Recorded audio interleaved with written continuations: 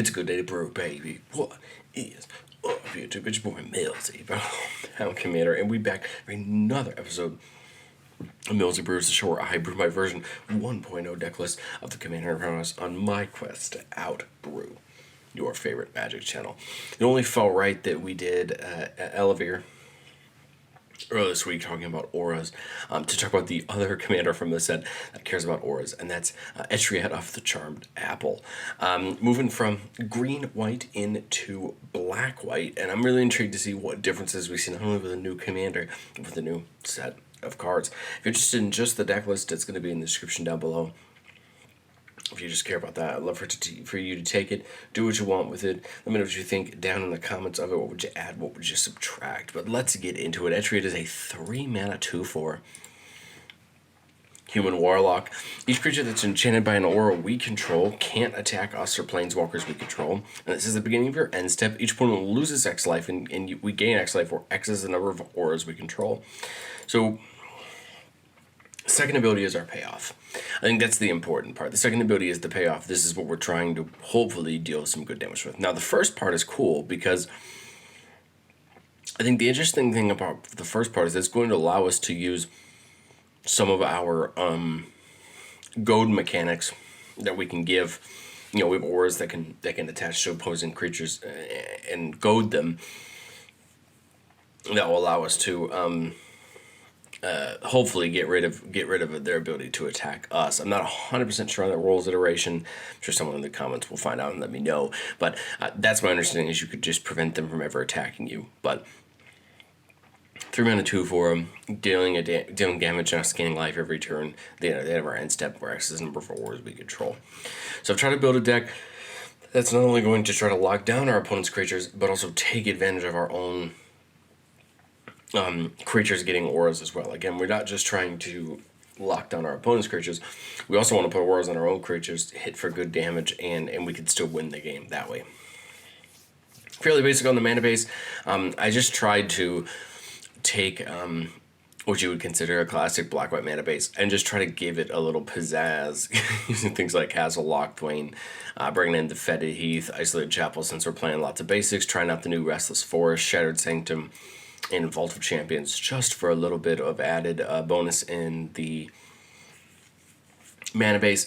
And then we did get that great new reprint of Hall to Heliod's Generosity, so it's definitely come down, which will help us recycle lands from enchantments from our graveyard back to the top of our library. Okay, well, let's start down the root of our enchantments. Now, you're going to notice a lot of these are auras, and that's the reason why we're playing them, right? Obviously, for our commander's abilities, but we do have some support pieces as well. So we'll go through these one by one. We'll talk about what we're doing. A Tale for Ages from the new set, +2/+2 to each enchanted creature we control. This is great because it's going to benefit our creatures from being enchanted even by these really small 1-mana enchantments. All that glitters, one of the, I think, signpost auras we want for our own creatures, giving all of our creatures, giving that creature +1/+1 for each artifact and enchantment we control. This is going to really help because, one, anything we enchant our opponents or our opponent's creature with, we still control. And two, the more enchantments we've auras or that we put on our own creatures, the bigger this creature is going to get. This and Ethereal Armor do something very similar, which is taking one of our creatures and making it bigger. Now, we're going to try to combine those with maybe things that give our creatures flying or other abilities so that they can punch harder. But I mean, that's one of the steps, is making them bigger. Animate Dead, it is an aura, can bring something back from our graveyard or creature. That's pretty great because it not only gets a creature back, but counts as an aura for the purpose of Etriette.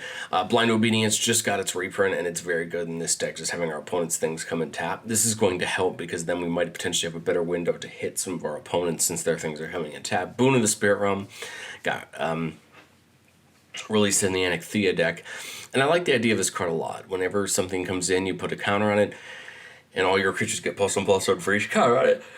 Pardon me. We have some things that make tokens, we have some things that do other things, but what I like about this is just going to make all of our enchanted creatures even bigger, make them hit harder or block better if need be. Cartouche of Solidarity, when it comes in, we get a 1/1 white warrior creature token of Vigilance, and then our creature that is enchanted to gets +1/+1 in first strike. We don't mind paying 1 mana for a token and +1/+1 in first strike. I think that it's really good for its cost. Court of Ardenvale says when it enters the battlefield, we become the monarch. Beginning of our upkeep, return target permanent card with mana value 3 or less from your graveyard to your hand. If we're the monarch, return to the battlefield instead. I like this because if somebody destroys one of our creatures that has an aura on it, or exiles one of our creatures that have an aura on it, and they go to the graveyard, Court of Ardenvale will help us bring them back so we can play them again. Or if we put something on our opponent's creature and it's died, again, we get it back. Curse of Disturbance, we can put it on a player, and if that player is attacked, we make a 2/2 token, and each opponent attacking that player does the same. This is just going to help with counting as another aura and getting us something out of it. Curse of Silence is an interesting card. As a battlefield, we choose a card name, and that card name costs 2 more to cast. Whenever the player casts a spell that chosen name, we can sack it if we do a draw card. There's a couple ways we get to approach this. If you have an opponent whose commander you're worried about, you select their name with Curse of Silence and make it cost 2 more. Or if you know your opponent's deck and you have a good hunch on how they're going to win the game, you can just pick that and choose that. Curse of Silence is an interesting card, and I think again it will just help lock somebody's commander down for hopefully another turn if need be. And then Curse of the Restless Dead, pretty much the same as Disturbance, but it says whenever a land enters battlefield under that player's control, you make a zombie. So again, we're just trying to kind of get things that can gum up our board and help us out. Darksteel Mutation, making a power into an 0/1 insect creature with indestructible, no abilities, card types, or creatures type. I like this. It can lock down a creature, help get maybe one of our opponent's commanders or very important creatures out of the way. Dead Man's Chest is an interesting card. We put it on an opponent's creature. It says when that creature dies, exile cards equal to its power from the top of its owner's library. You may cast spells from among these cards for as long as they remain exiled, and you can play and spend mana as a mana of any type. You put this on a big creature, you kill that creature, and hopefully you're going to get a bunch of cards that you can play. We talked about Ethereal Armor, Feldar Umbra.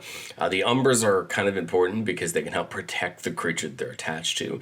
We are playing Umbral Mystic, which we'll talk about up in the creature section, which actually turns all of our auras into Umbras, but basically they have Totem Armor, which says if the enchanted creature would be destroyed, remove all damage from it and destroy this aura. When you have more than one Umbra on a creature, you would basically choose which one you want to, or when you have more than one aura with Totem Armor, you choose one and that one gets destroyed. Ghoulish Impetus seems like a ton of fun. We're actually pretty sure we're playing all the impetuses we can. If not, we're playing at least 3. But this is the new one that when it was in the Anarchia deck, and I like this one. Enchanted creature has +1/+1, has Death Touch, and is goaded.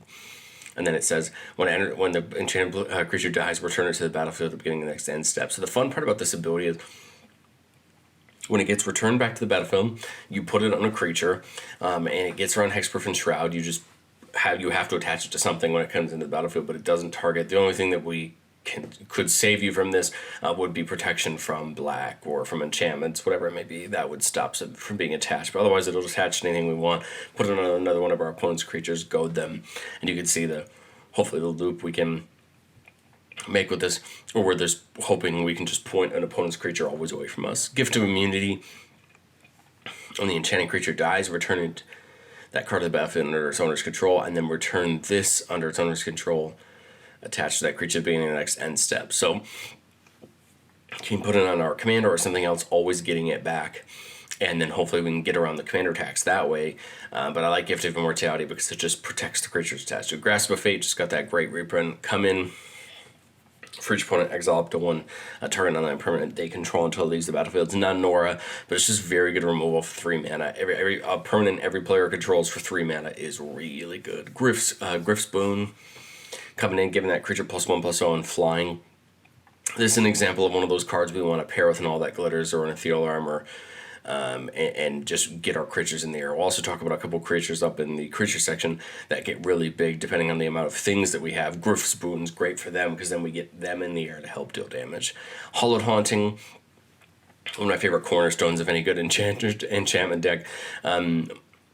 Making you a spirit every time you cast an enchantment spell, and those spirits are equal to the number of spirits you control. But the cool part is the top part says anytime you control, as long as you control 7 or more enchantments, all creatures you control have flying and vigilance. This could help us get those creatures into the air, hit our opponents for good damage, and then be able to literally block, then be able to block anything that comes our way. Heliod's Punishment.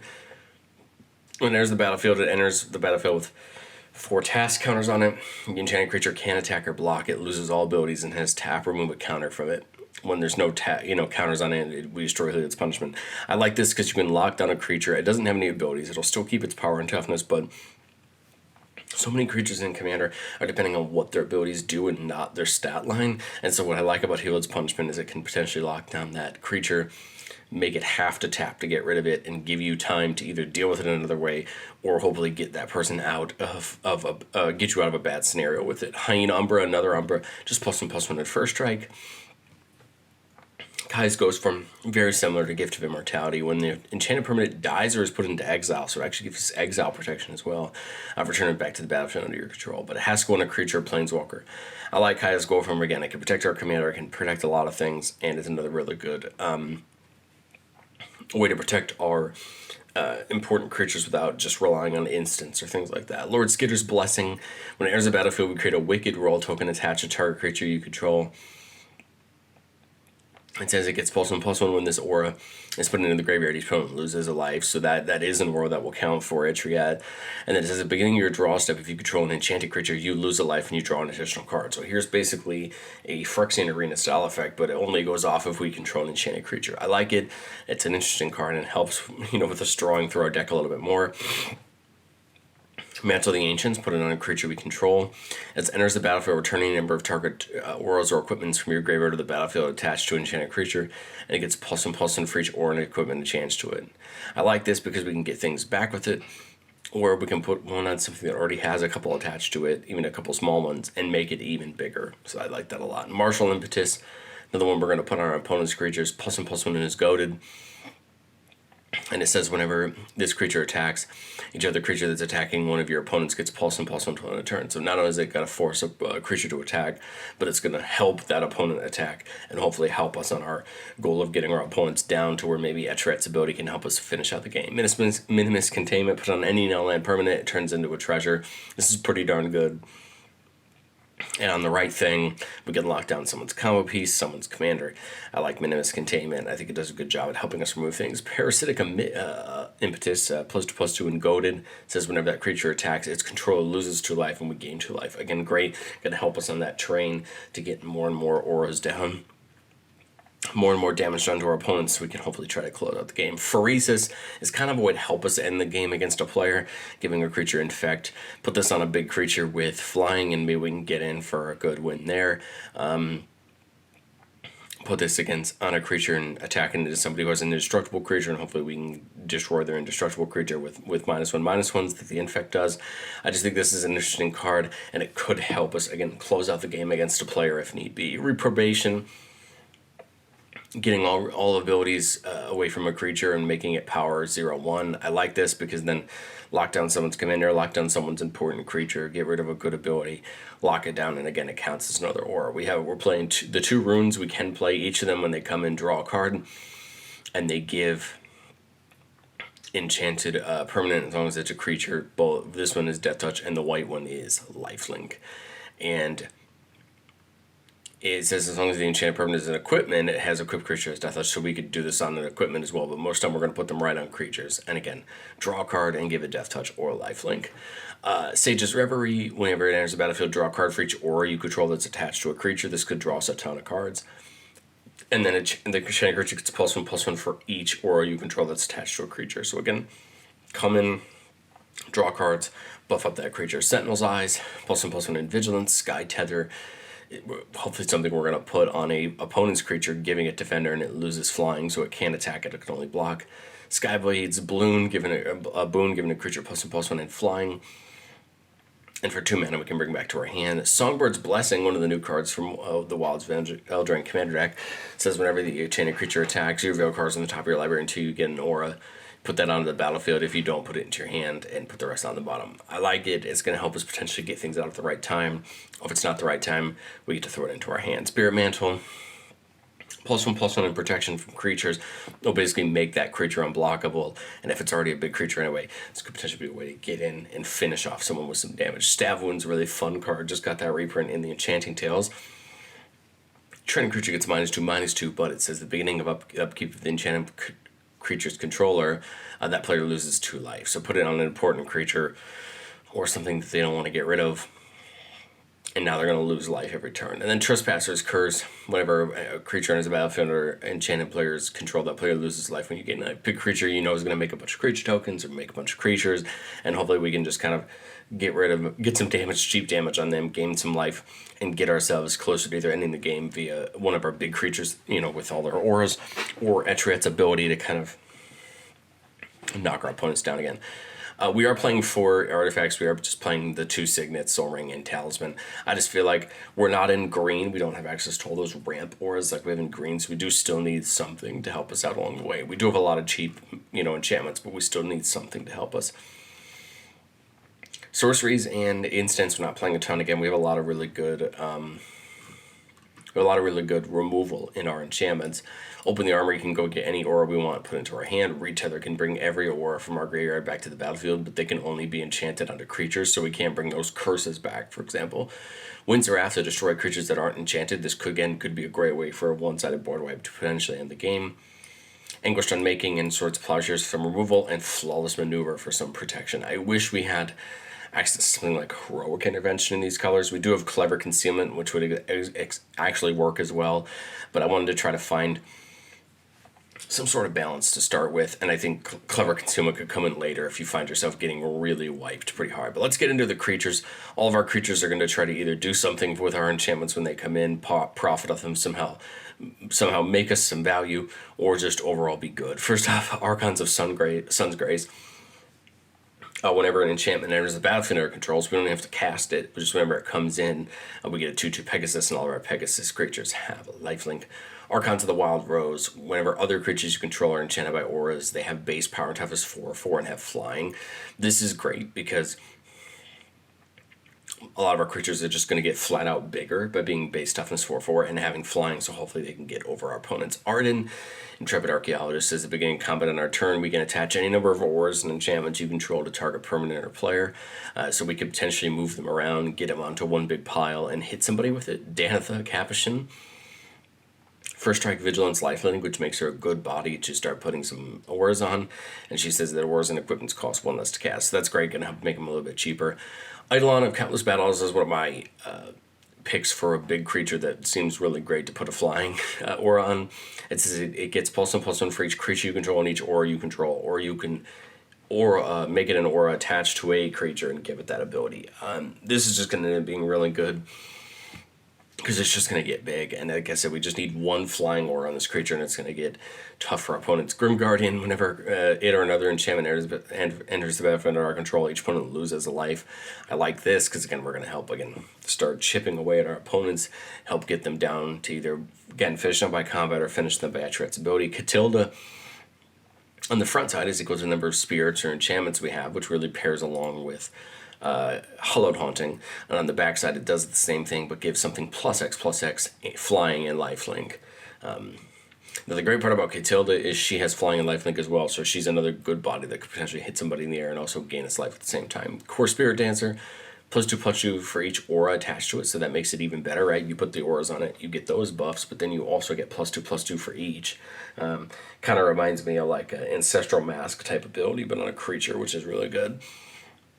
And then whenever we cast an aura, we can draw a card. So that's pretty good. Again, can reload our hands. Something like Mesa Chanters as well. Whenever we cast an enchantment, we can draw cards. That's useful, but it's just for auras.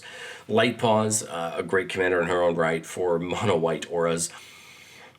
And we're playing in here. Whenever an aura enters the battlefield under our control, if we cast it, we can search our library for an aura with lesser mana value and different name than any aura we control and put it on the battlefield attached to Light Paws. So if we play an aura with 3, we can get an aura with 2 or 1 and put it onto Light Paws. This is great because we can get some of those cheap and little auras and get them onto Light Paws to use with Arden, or just have on the battlefield, or to put in our graveyard for things like Mantle of the Ancients or Retether. Onto Spirit Dancer says whenever an enchantment enters the battlefield under control, we can make a copy of it.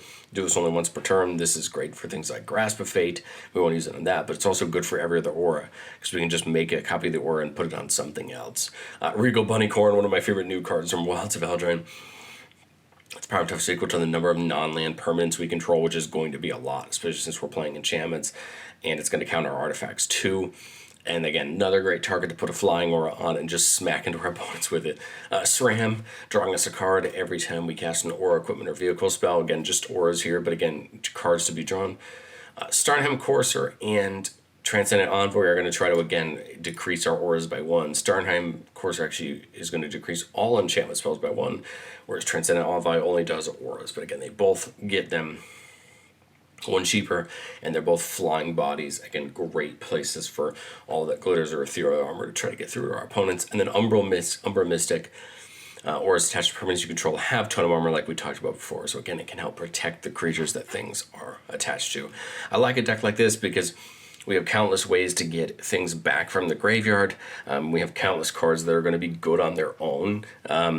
And then are going to be even better when you put auras on them. The deck's only about $160. There's not a lot of cards in here that carry a ton of value, especially since a lot of them have been reprinted. And that's what I think makes this the perfect time to try out these auras decks if you're interested, because I think it's a great time to buy the individual pieces. Let me know what you think of the deck list down in the comments. I wanted to mention really quickly that I actually did Etriette and Elevir this week because I'm actually trying to combine them together into making Anixia, who we covered back in Commander Masters, into like an abs and auras list. So if that's something you're interested in, let me know down in the comments. I'll happily cover it later. I just didn't want to cover it since we just covered her in Commander Masters. But if you guys want to see it, I'll happily do a video on how the testing's going and what I think of it. That's all I have for you guys this time, and I will catch you guys next time. See ya.